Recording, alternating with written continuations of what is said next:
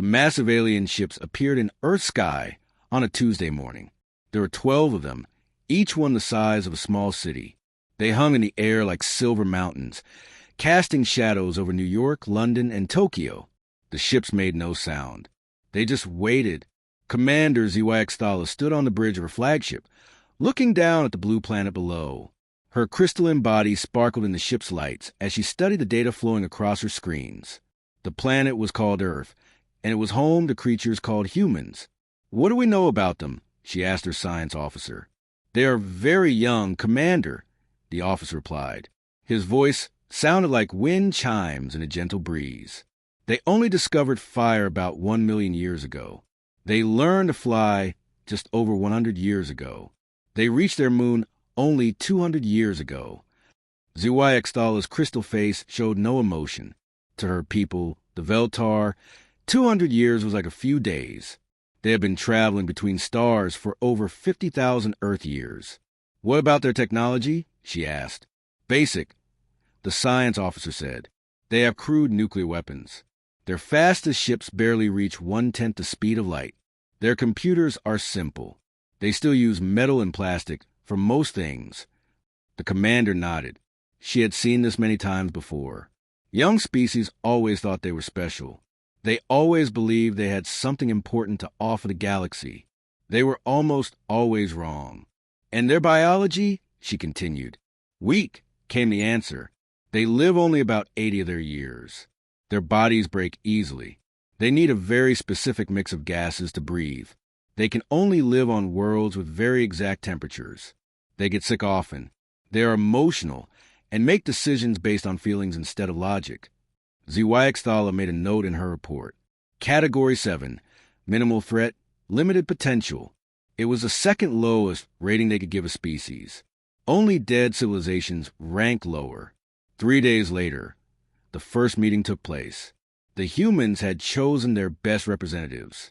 President Maria Santos spoke for Earth's government. Dr. James Wright represented their scientists. General Patricia Kim stood for their military. Artist Yuki Tanaka was there to show their culture.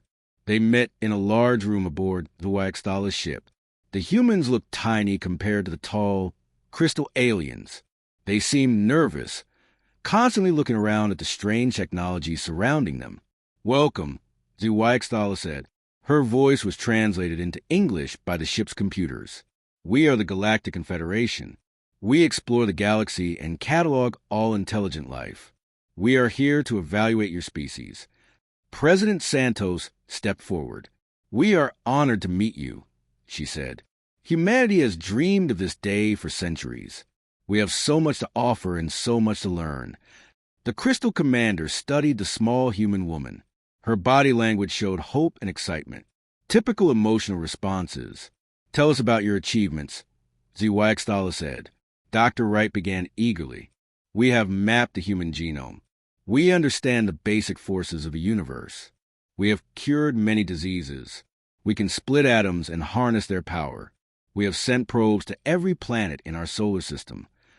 The alien science officer whispered to ZY, "All of this is extremely basic. Commander, most species achieve these things within their first 1,000 years." The humans continued their presentation. General Kim talked about their military. "We have weapons that can destroy entire cities. Our soldiers are brave and loyal. We have fought and won many wars." Again, the aliens were not impressed. Their own weapons could destroy entire stars. Human wars seemed like children playing with sticks. Artist Tanaka showed them human art. She displayed paintings, played music, and read poetry. She showed them sculptures and showed videos of human dances. "This is our soul," she said. "This is what makes us human." The aliens looked at the art with confusion. The Veltar had their own art forms, but they were based on mathematical principles and logical beauty. Human art seemed chaotic and without purpose. The paintings showed emotions and feelings. The music had no clear patterns. The poetry talked about love and loss and hope. "Why do you create these things?" ZY asked. "To express ourselves," Tanaka replied. "To share our feelings. To help others understand what it means to be human. To find beauty in the world around us." The commander made another note. The humans were clearly driven by emotions rather than logic. This was a significant weakness. Emotional species made poor decisions and could not be trusted in important situations. The meeting continued for several hours. The humans showed everything they thought was impressive. They talked about their music and their literature. They explained their scientific discoveries. They demonstrated their technology. They spoke about their dreams of exploring the stars and meeting other civilizations. When it was over, HFY delivered her verdict. "Your species shows some promise," she said. The humans smiled at this. "However, you are not ready to join the galactic community. Your technology is too primitive. Your lifespans are too short. Your emotional nature makes you unpredictable and potentially dangerous." The smiles faded from the human faces. "We are granting you protected primitive status," the commander continued. "This means you will be allowed to develop naturally on your own world. However, you are forbidden from traveling beyond your solar system. This is for your own protection and the protection of other species." President Santos stepped forward. "But we could learn from you. We could contribute something valuable. Please give us a chance." "The decision is final," HFY said. "Perhaps in a few thousand years, when you're matured as a species, we will reconsider. Until then, you will remain isolated." General Kim's face turned red with anger. "You can't do this to us. We have rights. We are intelligent beings." The crystal alien looked down at the small human general. "You have the right to exist peacefully on your world. Nothing more. If you attempt to leave your solar system, we will stop you." That evening, as the alien ships prepared to leave, HFY completed her report.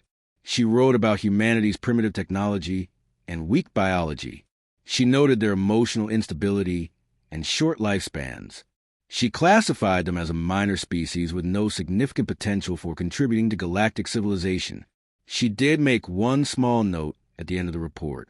The humans had shown unusual creativity in their problem-solving and in strange ability to work together despite their differences. But these traits seemed minor compared to their obvious weaknesses. The alien fleet disappeared into space, leaving Earth alone once again.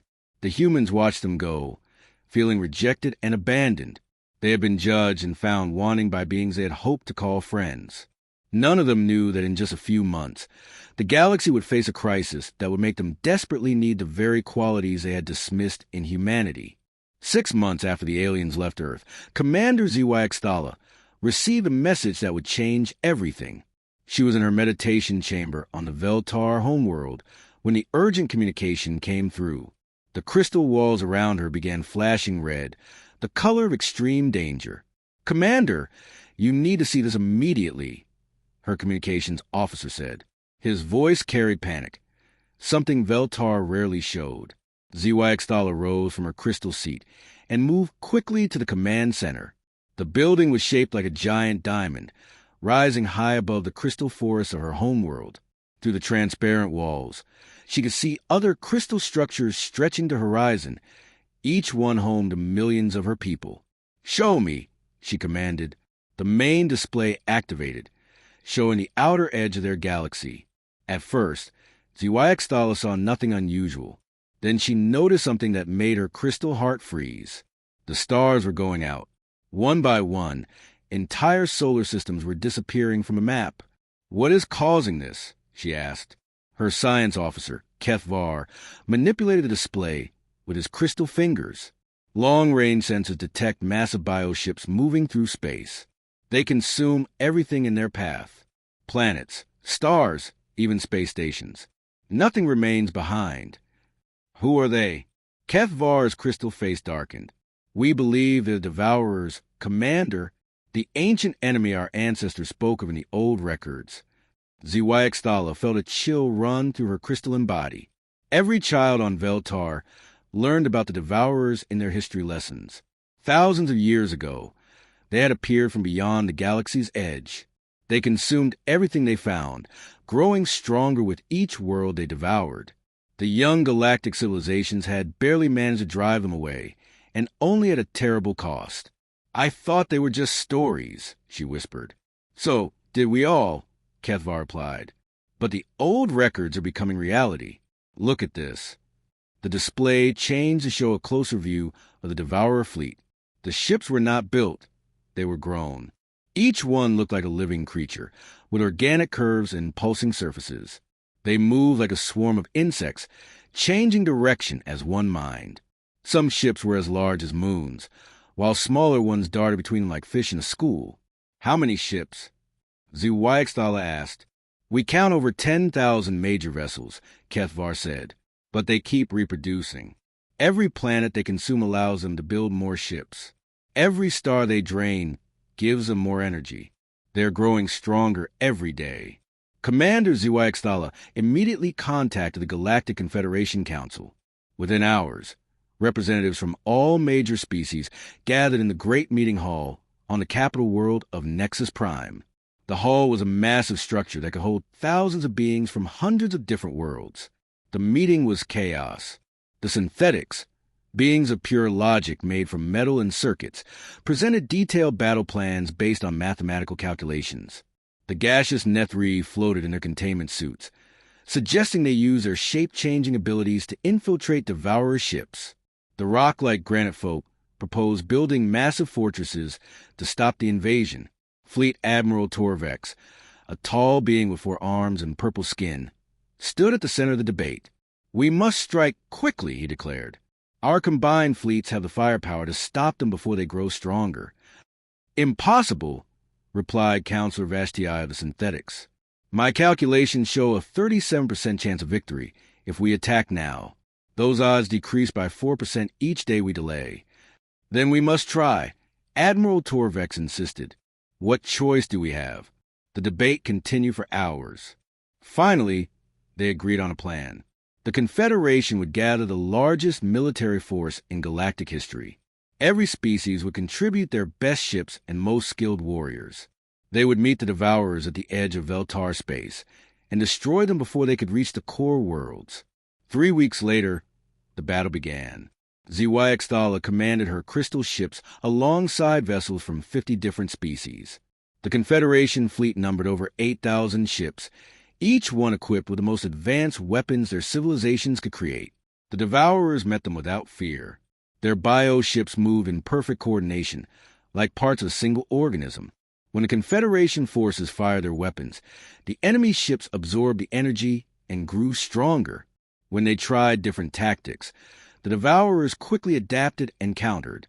Their ships are learning, Zwaixtala reported to Admiral Torvex.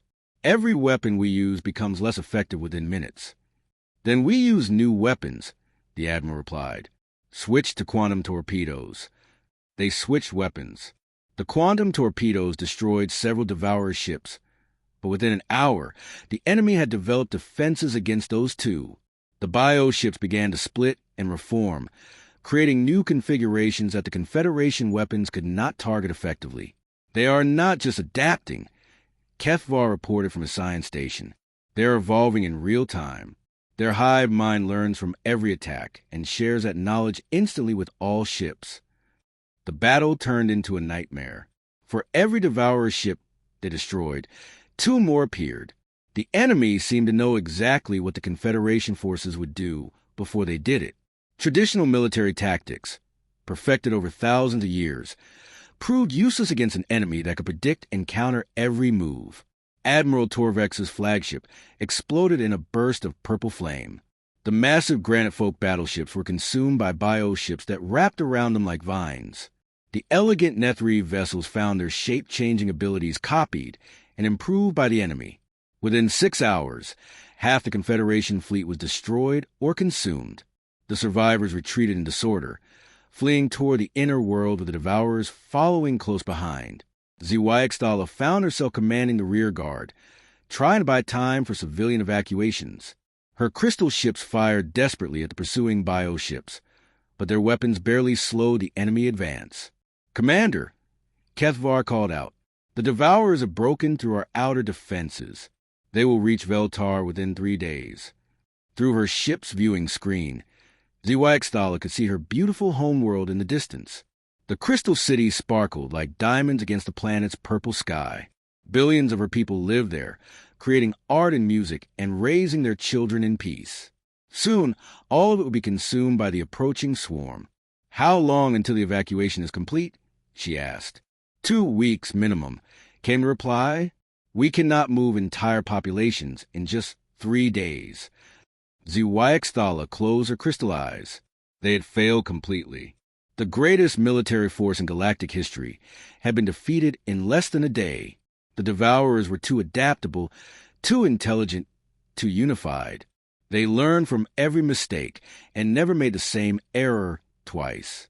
Send a message to all council members, she ordered. Ask for any new ideas, any possible solutions. Contact every species, no matter how primitive or advanced. Commander, Kethvar said hesitantly, that would include the protected primitive species. Contact them all, Zwaixtala repeated. Even the humans. She remembered the small emotional creatures from the blue planet. They had seemed so weak and illogical during their evaluation, but something about them nagged at her memory. They had shown unusual creativity during their presentation. Their chaotic art forms had confused her. Their emotional decision-making had seemed like a weakness. Now, facing an enemy that could predict and counter every logical move, Zwaixtala wondered if chaos might be exactly what they needed. The emergency message reached Earth at 3:47 a.m. Earth Standard Time. Admiral Sarah Chin was drinking her morning coffee in her office at the Global Defense Command when the alien transmission came through. She had been expecting this call for 6 months, ever since the Confederation ships had left Earth. The holographic image of Commander Zwaixtala appeared in the center of Chen's office. The crystal alien looked different than before. Her once bright surface was now dull and cracked. Her voice carried desperation that the translation computers could barely hide. Admiral Chun, Zwaixtala began, I am contacting you on behalf of the Galactic Confederation. We need your help. Chin set down her coffee cup and leaned forward. She was a small woman with gray hair and sharp eyes that had seen too many battles. 6 months ago, you told us we were too primitive to join your confederation. What changed? We are facing an enemy called the Devourers, Zwaixtala explained. They consume entire worlds. Our greatest military forces have failed against them. They learn from every attack and adapt faster than we can develop new strategies. And you think we primitive humans can help? Chen asked. There was no anger in her voice, just curiosity. You think differently than we do, the alien commander admitted. Your chaotic approach to problems might be what we need against an enemy that predicts logical responses. Admiral Chin was quiet for a long moment. She thought about the pride of her species, about the insult they had received from these same aliens just months ago. She thought about the opportunity for revenge, for telling them to solve their own problems. Instead, she said, Tell me everything about these Devourers. For the next hour, Zwaixtala shared all the intelligence the Confederation had gathered. She showed Chin recordings of the battles, detailed scans of the bioships, and analysis of their fighting patterns. The more Chin learned, the more interested she became. Your species fights like chess players, Chin finally said. You make logical moves and expect logical responses. But these Devourers are playing a different game entirely. What do you mean? Zwaixtala asked. They are not just adapting to your tactics, Chin explained. They are learning your thinking patterns. Every time you do something logical, they learn to predict what logical thing you will do next. You need to stop being logical. That makes no sense, the crystal alien replied. Chin smiled. Exactly. That is why it might work. Within hours, Admiral Chun had assembled her best strategists in the war room. The group included General Marcus Rodriguez, a specialist in unconventional warfare. Dr. Lisa Park brought her expertise in psychology and enemy behavior analysis. Colonel David Zhang had spent years studying guerrilla tactics from Earth's history. Captain Maria Santos, the daughter of the former president, commanded the newest experimental ships. The aliens want us to fight their war, General Rodriguez said after Chin briefed the team. Why should we help them? Because if these Devourers win, they will eventually come for Earth, Chin replied. Better to stop them now with alien allies and face them alone later. Dr. Park studied the Devourer data on her tablet. Their hive mind is their greatest strength and their biggest weakness, she observed. They share information instantly, which makes them incredibly coordinated. But it also means they all think the same way. Like a computer network, Colonel Zhang added. Very efficient, but vulnerable to the right kind of virus. Captain Santos looked up from the ship specifications. Their bio-ships can adapt to energy weapons and physical attacks. But can they adapt to confusion and misdirection? Admiral Chen nodded. That is exactly what I was thinking. We do not fight their ships. We fight their minds. The human team worked for 3 days straight, developing a strategy unlike anything the galaxy had ever seen. They called it Operation Chaos Theory. The plan was built on principles that would seem insane to any logical military mind. First, they would never attack the same way twice. Every assault would use completely different tactics, making it impossible for the Devourers to predict patterns.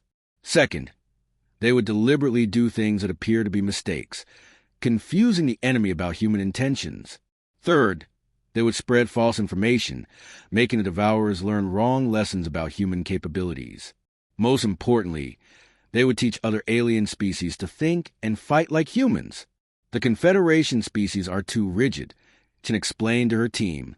They have been fighting the same way for thousands of years. We need to break them out of their patterns and teach them to embrace chaos. When Admiral Chen presented the plan to Commander ZY, the alien's reaction was exactly what she expected. This is madness, ZY said.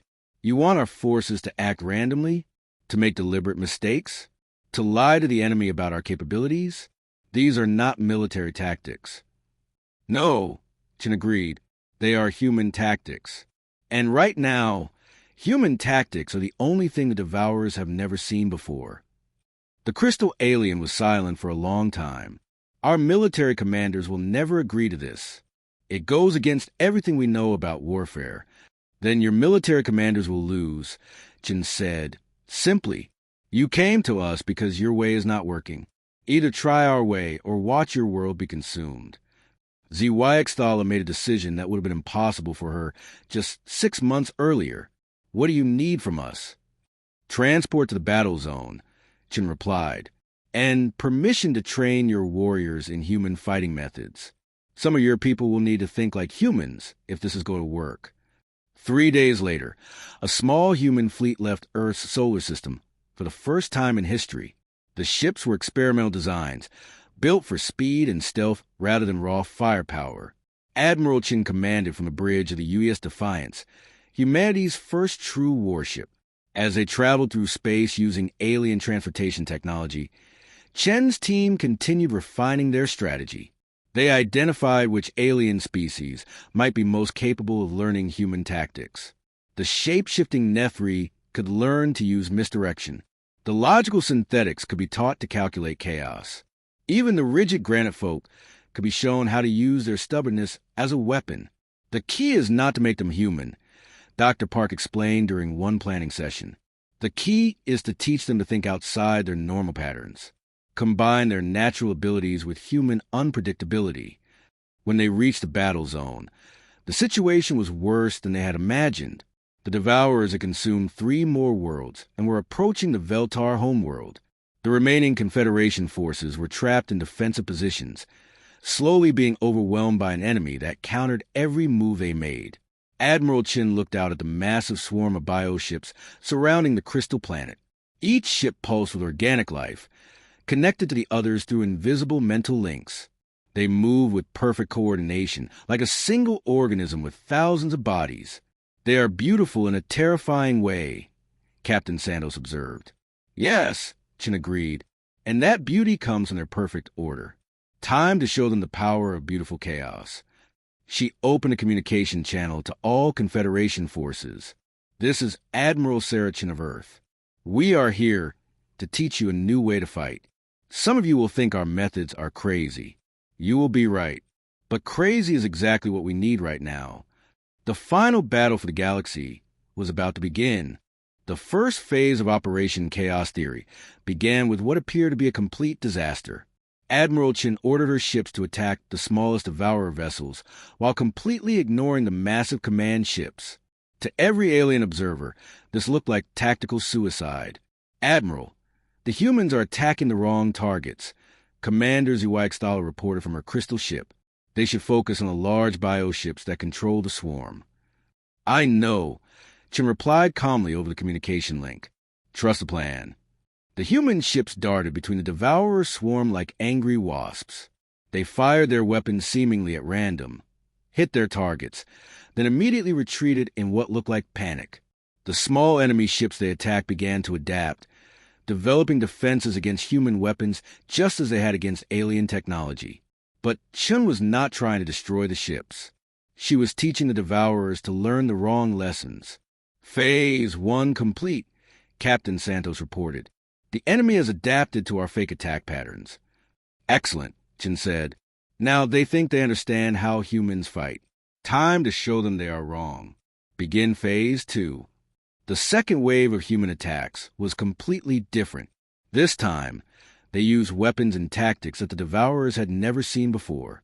Instead of energy beams, they fired quantum viruses designed to disrupt organic communication networks.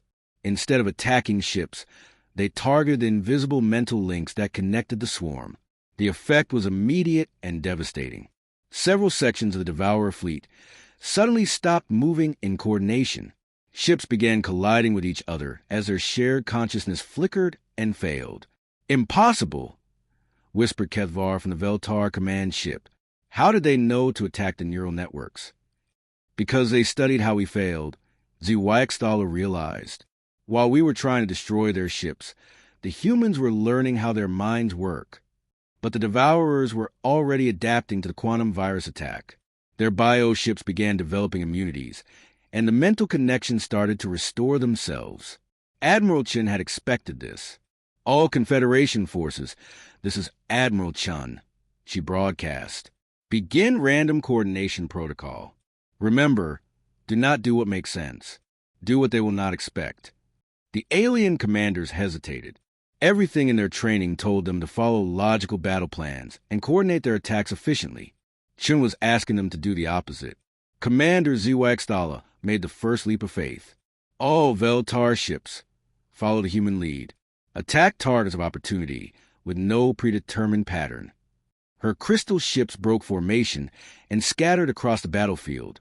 They fired at whatever enemy vessels happened to be closest, retreating when the Devourers tried to surround them, advancing when the enemy expected them to withdraw. The synthetics were next. Their logical minds struggled with the concept of randomness, but they found a solution. "We will use quantum random number generators to select targets," announced Commander Unit 7745. "If our choices are truly random, the enemy cannot predict them." The gaseous Nethri took a different approach. Their natural shape-changing abilities allowed them to mimic Devourer bioships, creating confusion in the enemy ranks. Some Devourer vessels began attacking their own allies, unable to tell friend from foe. Even the stubborn granite folk found a way to embrace chaos. They used their massive stone ships like battering rams, charging directly into enemy formations without any tactical plan, except to cause maximum confusion. "It is working," Dr. Park observed from the U.S. Defiance. "Look at the Devourer movement patterns. They are becoming erratic." She was right. The perfect coordination that had made the Devourers so dangerous was breaking down. Their hive mind, evolved to predict and counter logical responses, could not process the chaos that the human-trained forces were creating. But Admiral Chen knew they needed more than just confusion to win. They needed to fracture the hive mind completely. "Begin Phase 3, she ordered. "Deploy the cognitive paradox bombs." The cognitive paradox bombs were Dr. Park's invention, based on her study of human psychology. They were not physical weapons, but information weapons. Each bomb contained data designed to create logical contradictions in the Devourer hive mind. The first bomb transmitted a simple message: "This statement is false." The second claimed, "I am lying." The third presented an image that appeared to be both a circle and a square at the same time. To human minds, these paradoxes were interesting puzzles. To the perfectly logical Devourer consciousness, they were devastating. The hive mind tried to process the contradictory information and began to malfunction. Sections of the swarm suddenly stopped moving entirely as their shared consciousness became trapped in logical loops. Other sections began moving in circles, unable to decide between contradictory orders from their malfunctioning command network. "The enemy fleet is fragmenting," reported Colonel Zhang from his ship. "Multiple swarm sections are operating independently now." This was the moment Chen had been waiting for. All forces, target the isolated swarm sections. They cannot coordinate anymore. Hit them fast before they adapt. The combined alien and human fleet struck the confused Devourer forces with everything they had. Without their unified consciousness to guide them, the bio-ships were just individual vessels facing overwhelming odds. Commander ZY led her crystal ships in a devastating assault on a cluster of enemy vessels that had been spinning in place for 10 minutes. "For Veltar!" she shouted as her weapons carved through the paralyzed bio-ships. The synthetics used their computing power to calculate the optimal targets among the confused enemies. The Nethri continued their shape-shifting deception, causing friendly fire incidents throughout the Devourer ranks. The Granite folks simply charged into any enemy formation they could find. But the most effective warriors were those who had learned to truly think like humans. Mixed crews of aliens and humans worked together, combining alien technology with human tactical creativity. A Veltar human team used crystal beam weapons in ways their creators had never imagined. Synthetic human partnerships created battle algorithms that incorporated deliberate randomness. The tide of battle had completely turned. For the first time since the Devourer invasion began, they were retreating. The great swarm that had consumed entire worlds was breaking apart into scattered fragments. Admiral Chun, Commander Zuaxtala, called over the communication link. "The main Devourer command ship is attempting to escape. Should we pursue?" Chin studied the tactical display. The massive bio-ship at the center of the enemy fleet was indeed trying to flee, but something about its movement pattern caught her attention. "No," she said. "Let it go, but track its destination. I want to know where it is running to." Captain Santos looked at her admiral with confusion. "Ma'am, if we let their command ship escape, they might regroup and attack again." Chin smiled, but her expression was grim. "Captain, they are not retreating to regroup. They are retreating because they are afraid. For the first time in their existence, the Devourers have encountered something they cannot understand or predict. They are running home to think about what just happened to them." She was right.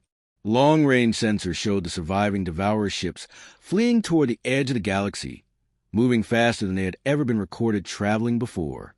The battle for Veltar was over. The crystal planet was safe, its beautiful cities still sparkling in the light of their sun. But more importantly, the galaxy had learned something new about warfare, about thinking, and about the power of chaos guided by intelligence. 3 weeks after the Battle of Veltar, Admiral Sarachin stood in the Great Council Chamber on Nexus Prime. The massive hall that had once hosted desperate debates about the Devourer threat was now filled with celebration and ceremony. Representatives from hundreds of worlds had gathered to witness something that had never happened before in galactic history. Commander Ziwaxtala approached the center podium, her crystal body now fully healed and brighter than ever. The scars from the battle had been repaired, but she wore new markings as badges of honor.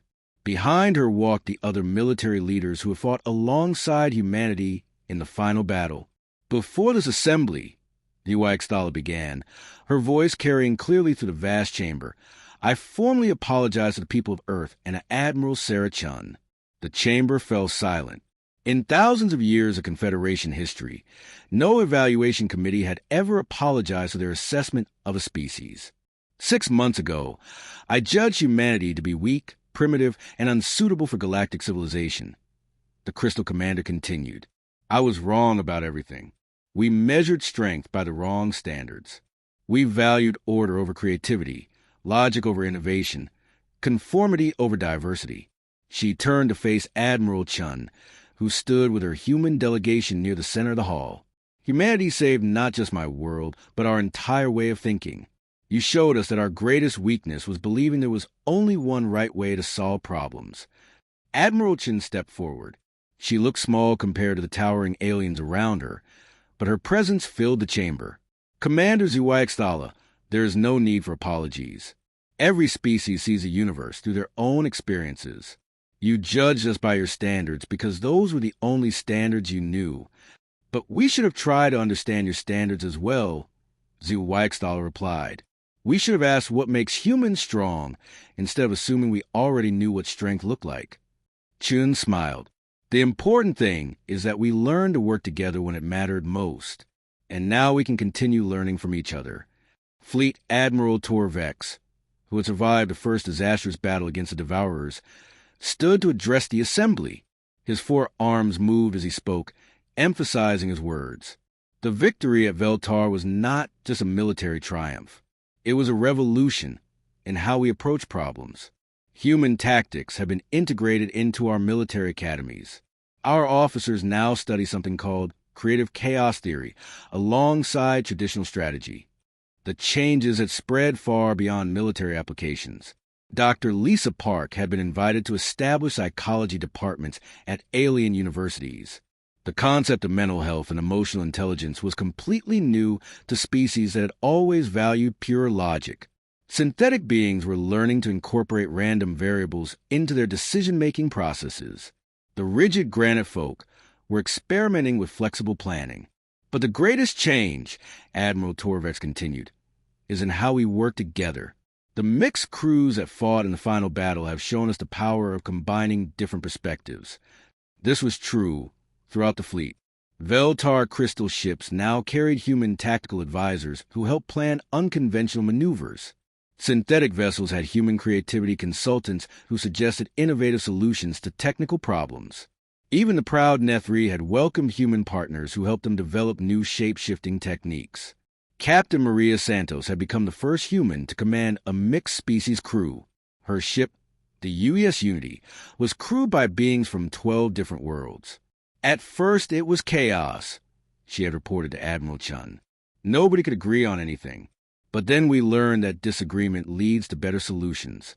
When everyone thinks differently, someone always has a new idea. The formal ceremony continued with the reading of the new Confederation Charter. The old document had emphasized order, hierarchy, and conformity. The new version included articles about diversity of thought, creative problem-solving, and the value of different perspectives. Article 17 read Council Speaker Vashna, a tall being with silver skin and 6 eyes. No species shall be judged solely by their technological development or biological characteristics. Each species brings unique capabilities that may prove valuable to the galactic community. Article 18. The Confederation recognizes that unconventional thinking and diverse approaches to problems are essential for meeting unknown challenges. Article 19. All member species have the right to contribute their perspective to Confederation decisions, regardless of their military power or technological advancement. When the formal reading was complete, Speaker Vashna turned to the human delegation. By unanimous vote of the Galactic Confederation Council, humanity is granted full membership status. All restrictions on human space travel are hereby removed. The chamber erupted in applause from hundreds of different species. The sound was like a symphony of different instruments, each alien race contributing their own way of showing approval.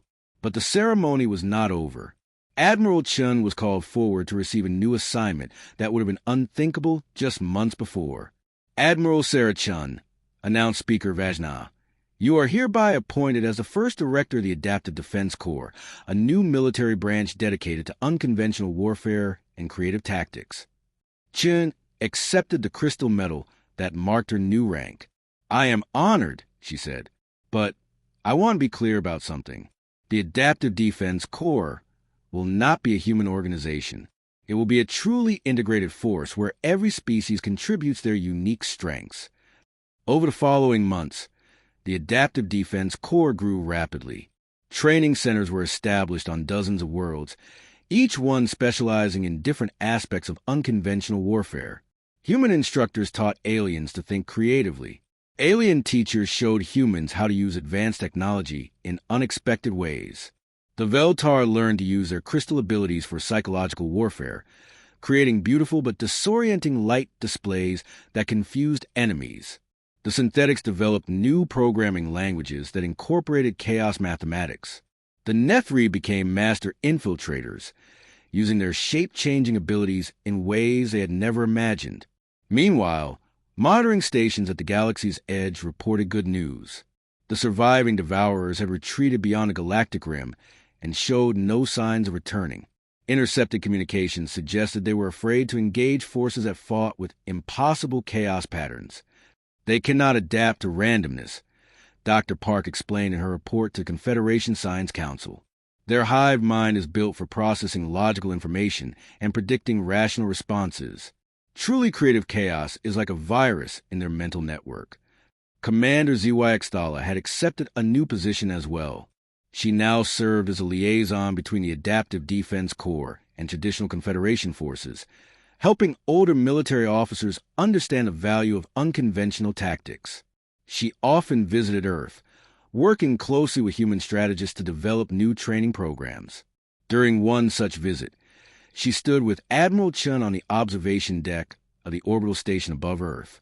"Your planet is beautiful," Xtala said, looking down at the blue and green world below.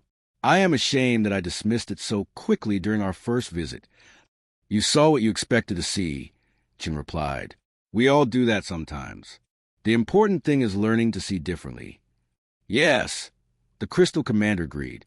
"And humanity has taught us that different can be stronger than same, chaos can be more powerful than order, and small can be mightier than large." She paused, watching the clouds swirl across Earth's surface. "Tell me, Admiral, what do you think the Devourers are doing now?" Chin smiled. "Probably trying to figure out how to think like humans. And failing. Because the moment you try to systematize chaos, it stops being chaos." In the months that followed, the galaxy experienced a period of unprecedented innovation and cooperation. Mixed species research teams made breakthrough discoveries by combining different ways of thinking. Trade increased as species learned to appreciate what made their neighbors unique rather than trying to make everyone the same. The humans, once dismissed as too primitive for galactic civilization, had become its teachers, but they had also become its students, learning advanced science and technology from their alien partners. The galaxy had learned that strength comes not from uniformity, but from diversity, not from rigid order, but from flexible adaptation, and most importantly, that sometimes the best solution comes from the most unexpected source. The Devourers had taught the galaxy to fear overwhelming force and perfect adaptation. Humanity had taught it to embrace beautiful chaos and creative strength. In the end, chaos had proven more powerful than order, creativity stronger than conformity, and diversity more valuable than uniformity. The small, emotional, chaotic humans had not just joined galactic civilization. They had transformed it.